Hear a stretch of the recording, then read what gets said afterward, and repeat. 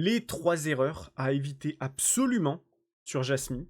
Salut à tous, c'est Kevin et on se retrouve aujourd'hui pour une nouvelle vidéo d'analyse crypto. Bienvenue sur la chaîne. Si vous n'êtes pas abonné, n'hésitez pas à vous abonner pour rater aucune vidéo. Je fais des vidéos tous les jours. Donc voilà, n'hésitez vraiment pas à nous rejoindre pour avoir les meilleures pépites que vous puissiez avoir, que ce soit pour trouver des nouvelles cryptos, que ce soit pour monter en compétences sur la partie investissement ou sur la partie trading. Je vous forme le mieux possible sur tout l'aspect de la crypto. Et donc, bienvenue à vous.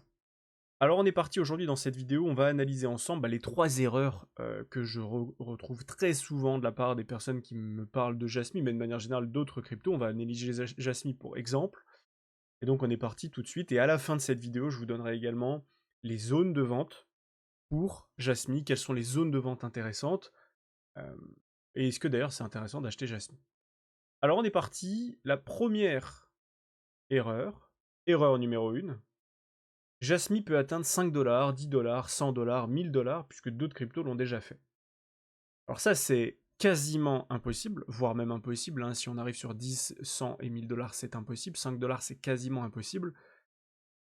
Et pourquoi? Parce que c'est juste une question de market cap, d'argent investi dans le projet et du nombre de tokens total. Donc je vais vous expliquer ça, je vais vous le montrer. Quand on prend Jasmy, en fait, aujourd'hui, Jasmy est à 2 centimes. Et pourquoi est-ce que Jasmy va avoir du mal à passer de 2 centimes à 5 $, 10 $, 100 $? C'est parce que si on prend une petite calculatrice ici, et qu'on se prend, je sais pas, par exemple, Solana comme exemple, on va prendre Solana. Pourquoi Solana est à 240 $? Solana est à 240 $ parce qu'il n'a que, entre guillemets, 470 millions de tokens. 470 millions de tokens. Donc si je fais 243 multiplié par 470 millions, ça nous fait à peu près 114 milliards de market cap. Donc c'est l'argent investi dans le projet. Et c'est à peu près ça, on voit qu'il y a 115 milliards de market cap. Donc avec les virgules, etc., là il y a des virgules, ça fait ça. Donc actuellement il y a 115 milliards de dollars d'investis dans le projet Solana. Maintenant le problème c'est que là il y a 474 millions de tokens, sur Jasmy on a 49 milliards de tokens. Et donc du coup, si Jasmy avait le même prix unitaire que Solana, donc 242 $, il faudrait faire 242 multiplié par 49 milliards, ce qui nous fait, du coup, 11 858 milliards de dollars investis sur Jasmy. Donc pour que Jasmy atteigne 242 $, il faudrait qu'il y ait 11 860 000 milliards, 11 858 milliards de dollars investis dans Jasmy. Pour vous donner un ordre d'idée, aujourd'hui, BTC c'est 1800 milliards. Donc il faudrait globalement 5-6 fois plus que BTC actuellement, juste dans Jasmy. Donc voilà pourquoi est-ce que c'est improbable. Maintenant, si on fait le test sur d'autres market cap, on va tester. Si on dit que Jasmy atteint 10 $, du coup on va faire 49 milliards multiplié par 10 $ unitaires. C'est-à-dire que chaque coin vaut 10 $. Ça nous fait un total de 490 millions de market cap. Est-ce que c'est réaliste? Pour moi, c'est pas du tout réaliste de dire que Jasmy peut atteindre 10 $. Pourquoi? Parce que 490 millions de market cap, si on regarde ici, c'est plus haut que ETH, et c'est 4 fois plus que Solana. Donc certains me diront, oui, mais d'ici là, si Jasmy monte à 490 millions, c'est que les autres tokens aussi sont montés, d'accord? C'est-à-dire que Solana est monté, Ethereum est monté, très bien. Mais imaginons que Solana fasse un x5, par rapport à maintenant tout de suite, ce qui est déjà énorme, hein, puisque ça voudrait dire que Solana a dépassé les 1000 $. C'est-à-dire qu'il passerait à 550 millions de market cap. Donc ça veut dire que Solana et Jasmy valeraient quasiment la même chose. 115 milliards. Ah oui, c'est-à-dire c'est en milliards, c'est pas en millions, pardon. 115 milliards x 5, ça ferait 550 milliards. Et Jasmy vaudrait 490 milliards. Est-ce que vous pensez que c'est réaliste de dire que Jasmy vaudrait quasiment la même chose que Solana? Jasmy actuellement, hein, je le rappelle, qui est 81e crypto. Solana qui est actuellement top 4, et parce qu'il y a l'USDT top 3. Sinon c'est la crypto top 3. Donc voilà pourquoi c'est pas du tout réaliste. Également, bah, du coup, si on reprenait notre 5 $, c'est la même chose. On reprendrait du coup nos 49 milliards de tokens, multiplié par 5 $ unitaires, ce qui nous ferait 245 milliards d'investis dans Jasmy. Est-ce que c'est réaliste? Bah, encore une fois, pour moi, ce n'est pas du tout réaliste de dire que Jasmy va atteindre 5 $ dans ce bull run, parce que, encore une fois, bah, ça le ferait arriver. Il aurait 2 fois la capitalisation actuelle de Solana, et donc il rentrerait, on va dire, lors du prochain bull run, il rentrerait dans le top 4, top 5, juste derrière Solana, en gros. On aurait Solana qui ferait un x4, x5 qui arriverait vers les 500 milliards de market cap, et ensuite, juste derrière, on aurait Jasmy qui serait top 4, ou top 5. Donc pour moi, c'est pas du tout réaliste. Ça, c'est la première grosse erreur que je vois très souvent. Deuxième erreur, il coûte que 2 centimes, donc c'est plus intéressant à acheter une crypto qui coûte déjà plusieurs centaines de dollars. Eh bien ça, c'est complètement faux. C'est qu'une question de nombre de tokens, de market cap et d'analyse graphique. Donc c'est complètement faux de dire que parce que le prix unitaire est plus faible, c'est plus intéressant d'en acheter. Pourquoi ça ne change rien? Parce que quand vous achetez une crypto, vous pouvez acheter une partie de la crypto. C'est-à-dire que quelqu'un qui va acheter du Bitcoin, il n'est pas obligé d'en acheter un, d'en acheter deux, d'en acheter trois. Il peut en acheter 0,2, il peut en acheter 0,03, il peut acheter des morceaux de Bitcoin. Et donc, que vous ayez plein de tokens à 2 centimes, ou que vous ayez un seul ou une partie d'un token qui coûte beaucoup plus cher, ça change rien. Si le token performe de 30%, vous allez sur votre bag, donc sur votre nombre de tokens, vous allez faire 30% de bénéfices, de profit. Donc ça change rien du tout. Si on regarde, je vous ai pris 2 exemples de cryptos qui sont classés pareil que Jasmy, donc Jasmy numéro 81, enlever Solana, Starknet numéro 83 et Helium 84. Donc vous voyez 81, 83, 84. J'ai pris quasiment les mêmes. J'ai pris avec des prix différents. Jasmy, il coûte 2 centimes. Starknet 49 centimes, 48-49 centimes. Et Helium 5,80 $. Elles sont classées pareil, 81, 83, 84. Donc il y a le même argent investi dedans. Il y a 1 milliard dans Starknet, quasiment 1 milliard dans Helium et 1 milliard dans Jasmy. Donc il y a le même nombre d'argent investi. Mais pourquoi il y a des prix si différents?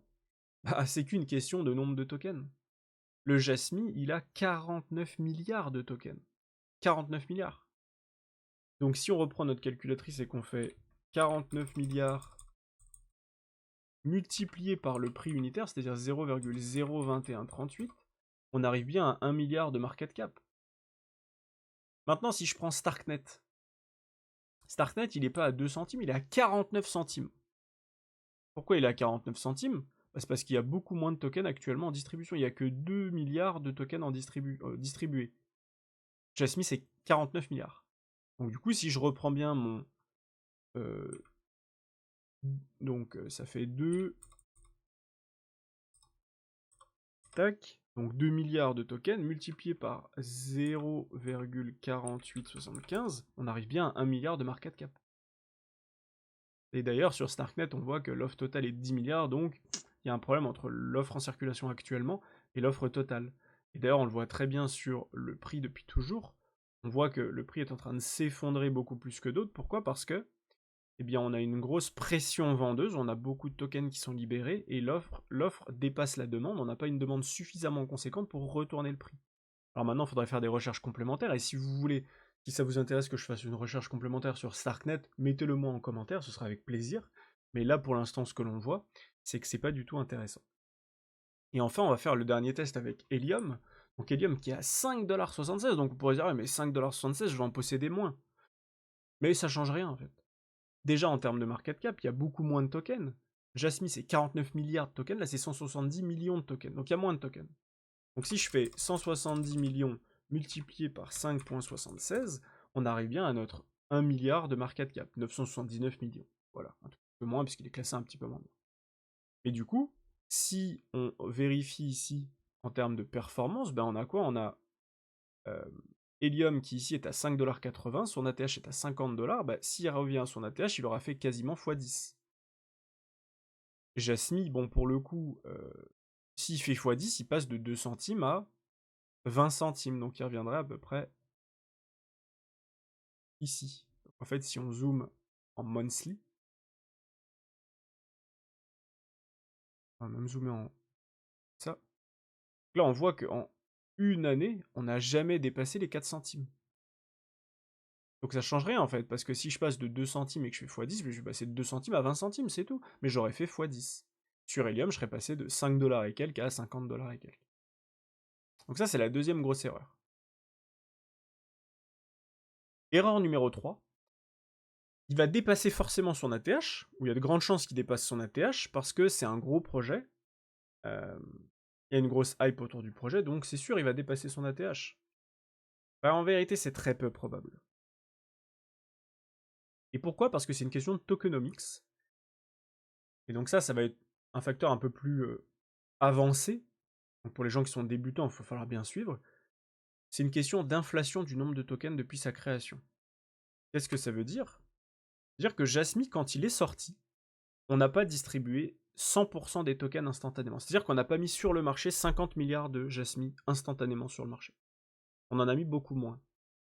Et donc à l'époque, vu qu'on avait mis beaucoup moins de tokens, le prix unitaire, et si je zoome ici,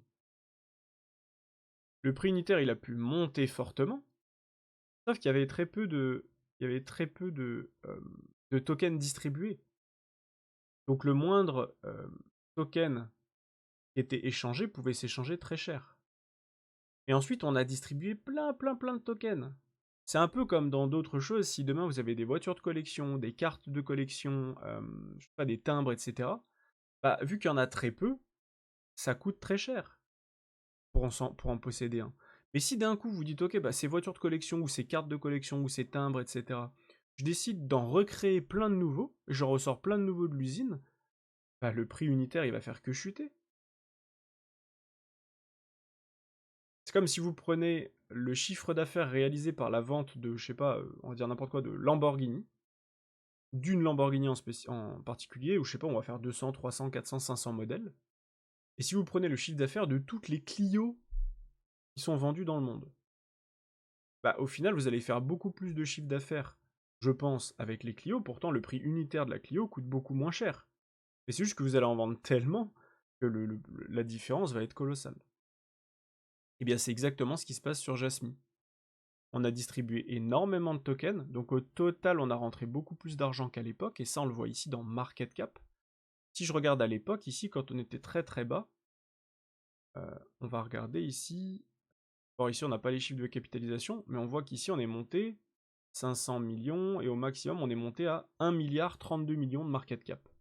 Donc 1 milliard et quelques de market cap, pour 1 milliard et demi de market cap, le 3 novembre 2021, le prix du token était de... Regardez, tac, ici, ça doit être là.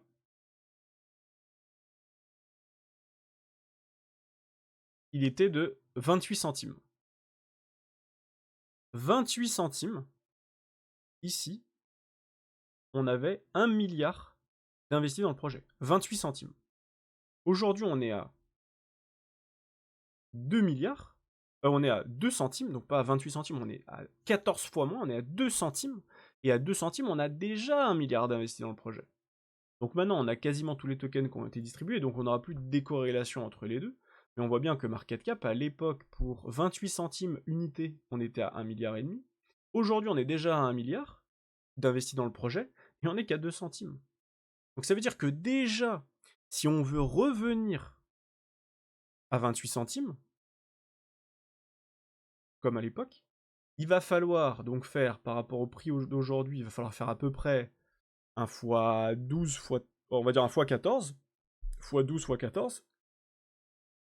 Et donc en termes de market cap, on va passer d'1 milliard à 14, 15 milliards de market cap. Donc il va falloir rentrer beaucoup d'argent sur le projet.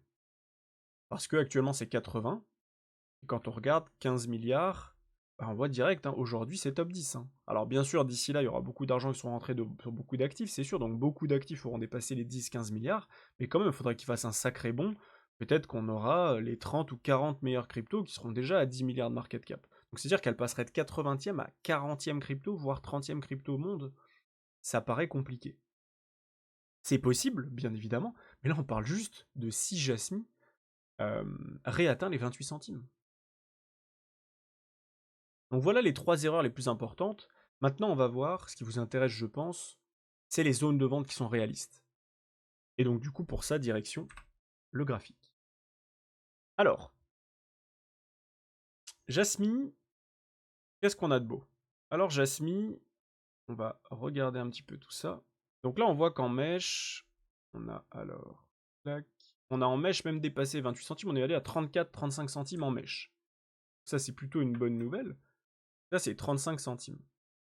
Donc là, on a dit que pour, et on va se le noter, pour revenir à la TH, il va falloir faire 1 fois, et là du coup, vu que c'est 35 centimes, bah, on va reprendre notre petite calculatrice, et on va faire 35 divisé par 2, compliqué, hein, ça fait 17,5. Donc il va falloir faire, allez, 1 fois 17, on va dire, on va mettre ça en blanc, en termes de prix. Et donc de market cap aussi.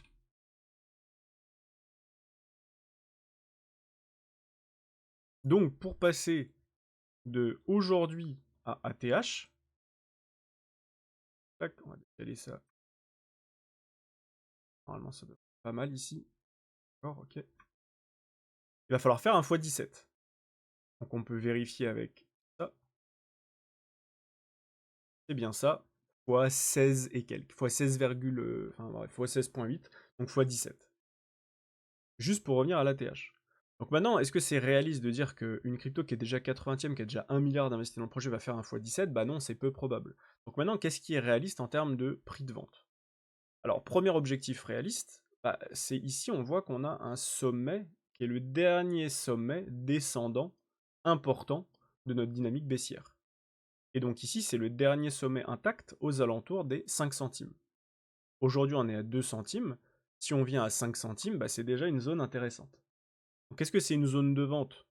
Bah, pas forcément, parce qu'on s'attend quand même, lors du bull run, maintenant, à exploser quand même davantage et à faire plus que seulement 130% de hausse. Et en tout cas, c'est une zone où il faudra faire attention.